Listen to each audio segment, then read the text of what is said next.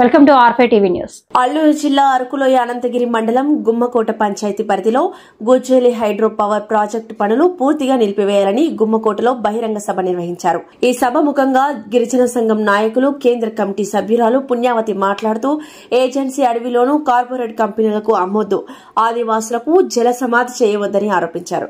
కేంద్ర రాష్ట్ర ప్రభుత్వాలు జారీ చేసిన అటవీ పర్యావరణ అనుమతులు జీవో నెంబర్ 51-13-2లను తక్షణమే రద్దు చేయాలని డిమాండ్ చేశారు. అడవి జోలికి వస్తే ఖబర్దార్ అని హెచ్చరించారు.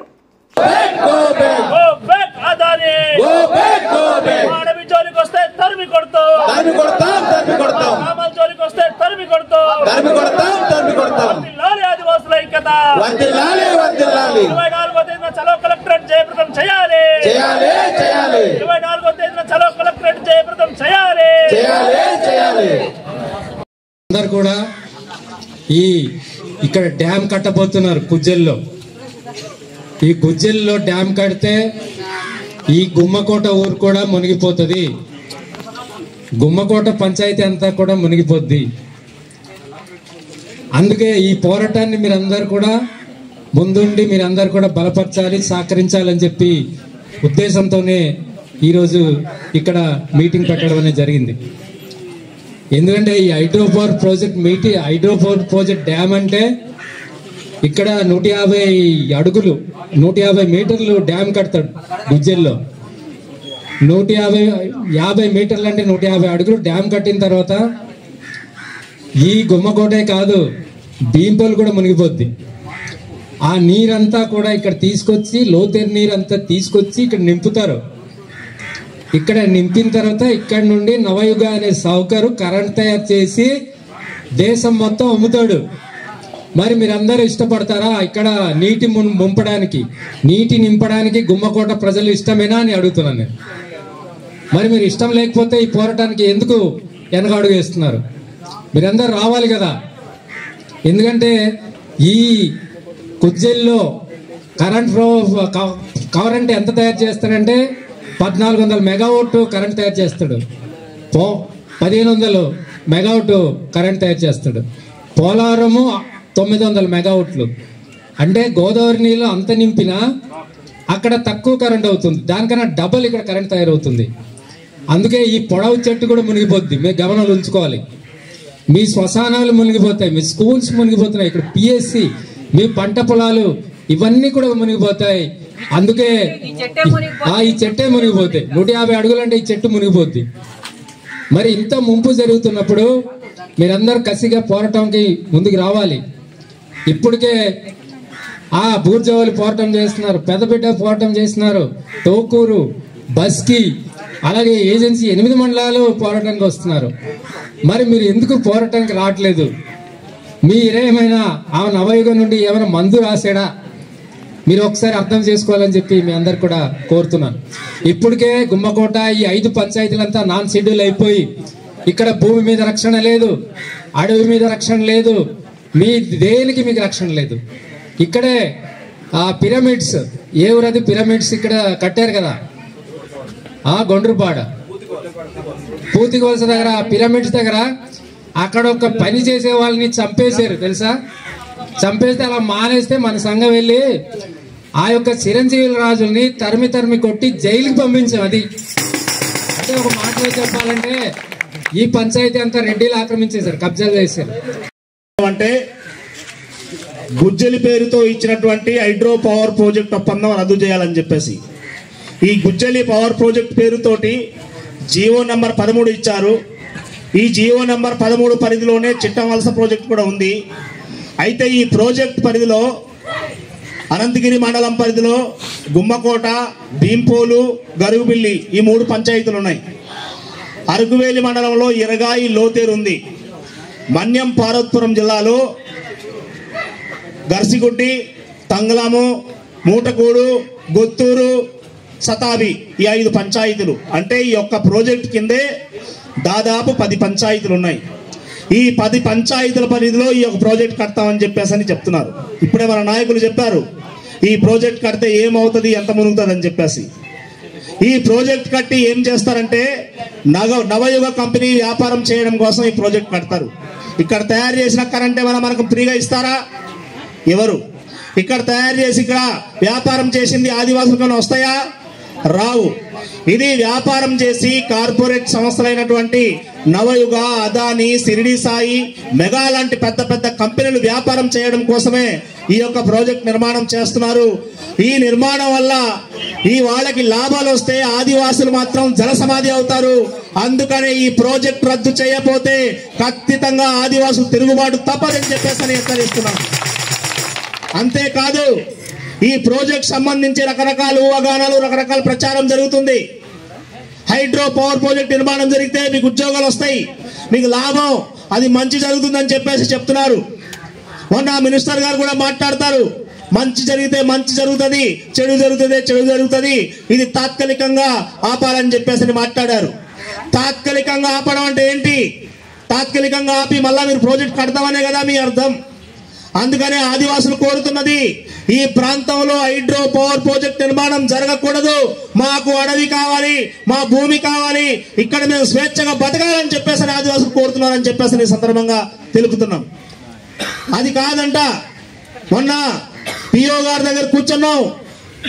17వ తారీఖున చలో కలెక్టరేట్ పిలిపించి కలెక్టర్ ఊర్లో లేరని చెప్పేసి వాయిదా వేసుకుని పిఓ గారితో చర్చల దగ్గరికి వెళ్తే ఐటీడీఏ పిఓ గారు అంటారు, ఏమంటారనంటే సమగ్ర ప్రణాళిక సర్వే చేస్తారంట. ఇప్పుడు సమగ్ర ప్రణాళిక సర్వే ఎలా చేస్తారంటే ఎన్ని గ్రామాలు పోతాయి, ఎన్ని ఎకరాల భూమి పోద్ది, ఎన్ని చెట్లు పోతాయి, ఇవన్నీ సర్వే చేస్తాం. ఈ నెల 20వ తేదీ నుంచి ఆ కమిటీ వచ్చి సర్వే చేసిన తర్వాత మీతో కూర్చొని మాట్లాడతామని చెప్పారు. మేము ఈ సందర్భంగా పిఓ గారికి, రాష్ట్ర ప్రభుత్వానికి అడుగుతున్నాం, సమగ్ర ప్రణాళిక కమిటీ సర్వే మాకు అక్కర్లేదు. ఆదివాసులు కోరుతున్నది హైడ్రో పవర్ ప్రాజెక్ట్ వద్దని కోరుతున్నారు. అందుకని ఏ కమిటీ అక్కర్లేదు, ఏ సర్వే అక్కర్లేదు అని చెప్పేసి చెప్పదలుచుకున్నాం. అదే సర్వే పేరుతో గ్రామాల్లో గాని అధికారులు వస్తే ఖచ్చితంగా ఆదివాసులు మొత్తం ఆ అధికారులు తన్ని తరుముతామని చెప్పేసి కూడా ఈ సందర్భంగా హెచ్చరిస్తున్నాం. నా పేరు పి బాలదేవ్, ఆదివాసీ గిరిజన సంఘం జిల్లా ప్రధాన కార్యదర్శి. హైడ్రో పవర్ ప్రాజెక్టు ఒప్పందాలు రాష్ట్ర కూటమి ప్రభుత్వం జారీ చేసిన జీవోలు రద్దు చేయాలని చెప్పేసి ఆదివాసీ గిరిజన సంఘం డిమాండ్ చేస్తూ ఈరోజు గుమ్మకోటలో సభ నిర్వహించడం జరిగింది. ఈ గుమ్మకోట సభ ద్వారా ఈ రాష్ట్ర ప్రభుత్వానికి డిమాండ్ చేస్తుందేమంటే, మీరు ఏకపక్షంగా ఆదివాసీ ప్రాంతంలో 5th షెడ్యూల్ ఏరియా 170 ఈ ప్రాంతం ఉన్న ప్రాంతంలో ఇటువంటి ప్రాజెక్టులు చేయడం కుదరదని చెప్పేసి తక్షణమే మీరు ఇచ్చిన అనుమతులు, ఒప్పందాలు, జారీ చేసిన జీవోలు రద్దు చేయాలని చెప్పేసి ఈ సందర్భంగా మేము డిమాండ్ చేస్తాం. 17వ తేదీన వారి ఐటీడీఏ పిఓ గారితో మాట్లాడినప్పుడు పిఓ గారు మాట్లాడుతున్నారు, హైడ్రో పవర్ ప్రాజెక్టు సంబంధించి ఎక్స్పర్ట్ కమిటీ సంబంధించి సమగ్ర ప్రణాళిక కమిటీతో సర్వే చేస్తామని చెప్పేసి. ఆదివాసులు ఈ ప్రాంతంలో హైడ్రో పవర్ ప్రాజెక్ట్ రద్దు చేయాలి, మాకు వద్దని చెప్పేసి అడుగుతున్నప్పుడు ఇటువంటి సర్వేలు చేస్తే మాత్రం ఖచ్చితంగా అడ్డుకుంటామని చెప్పేసి ఈ సందర్భంగా ప్రకటిస్తున్నాం. అంతేకాకుండా గిరిజన మంత్రి గారు ఒక పక్క తాత్కాలిక పని ఆపాలని చెప్పేసి ప్రకటిస్తే మెగా కంపెనీ సీలర్లో భూమి పూజ చేయడం అంటే ఏం జరుగుతుందని చెప్పేసి అడుగుతున్నాం. మీరు ఇచ్చే మాటకి చెప్పే మాటకి పొంతన ఉంటుందా లేదా అని స్పష్టం చేయాలని చెప్పేసి అడుగుతున్నాం.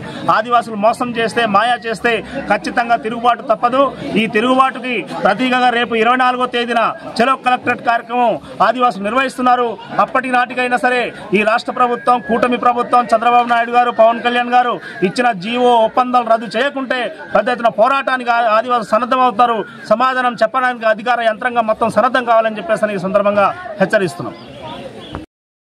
హైడ్రో పవర్ ప్రాజెక్ట్ ఒప్పందాలు రద్దు చేయాలి, ప్రభుత్వం జారీ చేసిన జీవో నంబర్ 51, 13/22 రద్దు చేయాలని చెప్పి గుమ్మకట్టలో భారీ బహిరంగ సభ నిర్వహించాం.